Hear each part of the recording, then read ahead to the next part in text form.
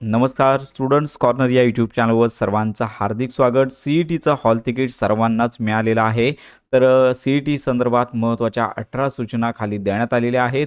इंग्रजीमध्ये सूचना आहे, तर या आजच्या व्हिडिओमध्ये आपण सर्व सूचना मराठीमध्ये पाहणार आहोत आणि परीक्षेला जाण्यापूर्वी कोणकोणती काळजी घ्यायची या संदर्भात आजचा खात्रीशीर व्हिडिओ असणार आहे। सर्वप्रथम विद्यार्थ्यांना लक्षात घ्या की BEd CETचं हॉल तिकीट काढायचं आहे। साधारणतः 27 तारखेपासून ते 29 तारखेपर्यंत तुम्हाला ही परीक्षा वेळापत्रक आहे। तर अशा प्रकारचं हे ॲडमिट कार्ड आहे। तर याच्यामध्ये पाहू शकता की काही महत्त्वाची माहिती ब्लर केलेली आहे। तर लक्षात घ्या की येथे डेट एक्झामिनेशन येथे तुम्हाला तुमची BEd CETची परीक्षा कधी होणार आहे तुम्हाला पाहायला मिळणार आहे आणि एक्झाम टाईम येथे देण्यात आलेला आहे। तर BEd जनरल आणि ELCT याच्यामध्ये 1 तासाचा गॅप आहे, त्यामुळे तुम्हाला परीक्षा सेंटर सोडून कुठेही जाता येणार नाहीये। फक्त 1 तासाचा गॅप मिळेल आणि पुन्हा दुसरा पेपर आहे तो चालू राहणार आहे। तर अशा प्रकारे दोन्ही पेपर देणं कंपल्सरी आहे। तर येथे लक्षात घ्या की सगळ्यात महत्त्वाची वेळ म्हणजेच reporting time CET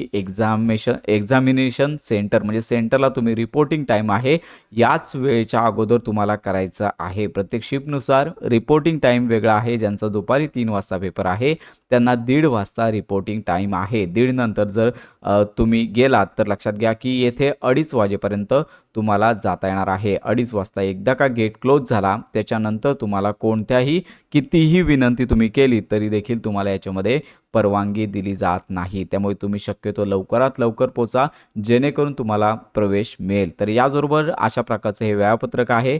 hall ticket तुम्हाला प्रिंट काढून घ्यायचं आहे। येथे तुम्हाला लेटेस्ट जो फोटो आहे ज्यावेळी तुम्ही एक्झामला जाल त्यावेळी तो पासपोर्ट साईजचा फोटो चिकटवायचा आहे आणि तेथे तुम्हाला सही देखील फोटोवरती करायची आहे। आणि याच्यानंतर हे जे रकाने आहे ते तुम्हाला एक्झामिनेशन या ठिकाणी सही करायची आहे। येथे तुमची सही असेल आणि त्यानंतर ज्या ठिकाणी ऑब्झर्वर्स असतील ते येथे सही करतील। हे तुम्हाला परीक्षा केंद्रामध्ये गेल्यानंतर करायचं आहे। तर हे हॉल तिकीट पेज एक्झाम सेंटरमध्ये कलेक्ट केलं जाणार आहे आणि याचबरोबर इंग्रजीमध्ये दिलेल्या एकूण 18 ज्या सूचना आहेत तर याच्यामध्ये लक्षात घ्या की वेळेवर केंद्रावरती पोहोचणे। आपण आत्ताच पाहिलं की वेळेपूर्वी 1 तास अगोदर गेट क्लोजिंग टाईम दिलेला आहे, त्याच्या अगोदर तुम्हाला पोचायचं आहे। एकदा का तुम्ही गेट क्लोज झाल्यानंतर गेलात, उशीर झाला तर मात्र तुम्हाला गेट बंद झाल्यानंतर कोणताही प्रवेश तुम्हाला दिला जाणार नाही। कितीही गयावया केली तरी देखील तुम्हाला प्रवेश मिळणार नाही। त्यामुळे लक्षात घ्या वेळेतच पोचायला हवं आहे। त्याच्यानंतर लक्षात घ्या लॉग इन प्रक्रिया ऑनलाईन असणार आहे, त्यामुळे तुमचा रोल नंबर असेल किंवा पासवर्ड असेल, ID असेल तर जन्मतारीख स्वरूपात हॉल तिकीटवरती तुमची संपूर्ण माहिती दिलेली असणार आहे। संबंधित पर्यवेक्षक तुम्हाला माहिती सांगतील त्याप्रमाणे तुम्हाला परीक्षेमध्ये लक्षात घ्या संबंधित डिटेल टाकायचे आहे। त्याच्यानंतर सगळ्यात महत्त्वाची बाब म्हणजे CET वेळी बायोमेट्रिक तपासणी होणार आहे। त्याच्यावेळी तुमच्या हातांचे जे आहे ते ठसे घेतले जाणार आहेत आणि थेट फोटो देखील घेतला जाणार आहे। त्यामुळे बोटांवर मेहंदी असेल, शाई किंवा रंग असल्यास ते परीक्षेपूर्वी पूर्णपणे काढून टाकायचे आहे। तर ही महत्त्वाची तिसरी सूचना आहे। तर याच्यामध्ये टोपी, मफलर किंवा लक्षात घ्या डोके किंवा चेहरा झाकणारे कापड घेऊन जाऊन चालणार नाही। तर लक्षात घ्या इथे कापड काढणे आवश्यक आहे, म्हणजे तुमचा चेहरा स्पष्ट दिसला पाहिजे। या नियमांचं जर तुम्ही पालन केलं नाही तर परीक्षेत बसू दिलं जाणार नाही। हा महत्त्वाचा नियम या ठिकाणी आहे। याचबरोबर हॉल तिकीटवरती व्हॅलिड ID प्रूफ तुम्हाला ओळखपत्र घेऊन जायचं आहे। तर ते ओळखपत्र परीक्षा केंद्रावरती मूळ हॉल तिकीटसोबत मूळ ओळखपत्र म्हणजेच ओरिजिनल फोटो घेऊन जायचा आहे। उदाहरणार्थ आधार कार्ड असेल, पॅन कार्ड असेल, ड्रायव्हिंग लायसन असेल तर ओरिजिनल सर्टिफिकेट घेऊन जायचं आहे। आणि याचबरोबर हॉल तिकीटवरचे नाव लक्षात घ्या आणि ओळखपत्रावरती नाव सेम असलं पाहिजे, त्याच्यामध्ये कोणत्याही प्रकारची स्पेलिंग मिस्टेक नसावी। आणि नावामध्ये जर बदल असेल, उदाहरणार्थ काही महिलांचं नाव विवाहानंतर बदललेलं असेल तर त्यांनी गॅझेट असेल, विवाह प्रमाणपत्र किंवा प्रतिज्ञापत्र सोबत बाळगणे आवश्यक आहे, तरच प्रवेश मिळेल, अन्यथा प्रवेश मिळणार नाही। याचबरोबर दिव्यांग विद्यार्थ्यांसाठी महत्त्वाची सूचना आहे। ज्या विद्यार्थ्यांना स्क्राईब म्हणजेच लेखनिकची आवश्यकता आहे तर त्यासाठी आवश्यक तो फॉर्म आहे तो तुम्हाला सोबत भरून त्या ठिकाणी न्यायचा आहे। हा फॉर्म CETच्या वेळी देण्यात आला होता, तो तुम्हाला प्रिंट काढून संपूर्ण माहिती भरून तुम्हाला संबंधित परीक्षा केंद्रामध्ये सबमिट करायचा आहे।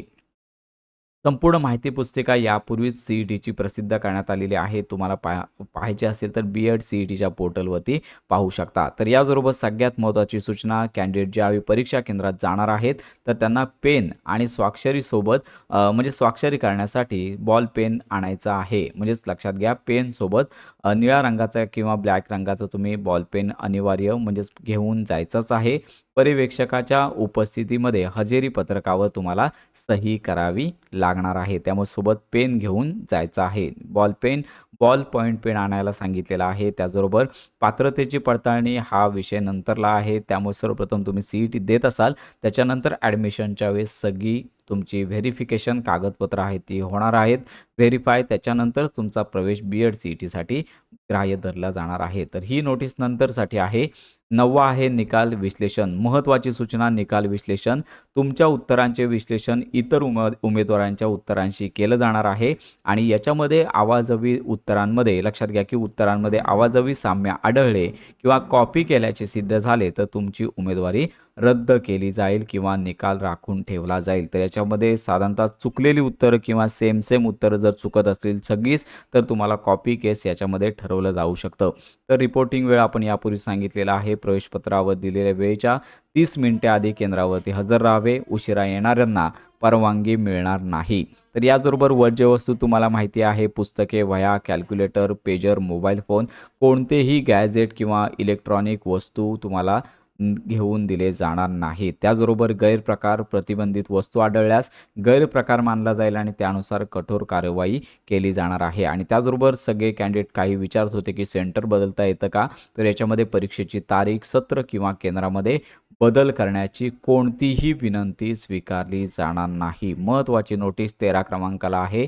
त्यानंतर प्रशासकीय समस्या, परीक्षेदरम्यान तांत्रिक किंवा प्रशासकीय अडचण आल्यास परीक्षेला उशीर देखील होऊ शकतो किंवा उमेदवाराला दुसऱ्या जागेवर हलवले जाऊ शकते. हे क्वचितच होतं, नेहमी होत नाही आहे. त्यामुळे फेरपरीक्षा घेण्याचा निर्णय सी-ई-टी सेलकडे असणार आहे. त्यानंतर 15वी सूचना आहे चुकीची माहिती. प्रवेश प्रक्रियेच्या कोणत्या टप्प्यावरती खोटी आढळल्यास उमेदवाराला भविष्यात सर्व परीक्षांसाठी बाद केले जाणार आहे. महत्त्वाची सूचना.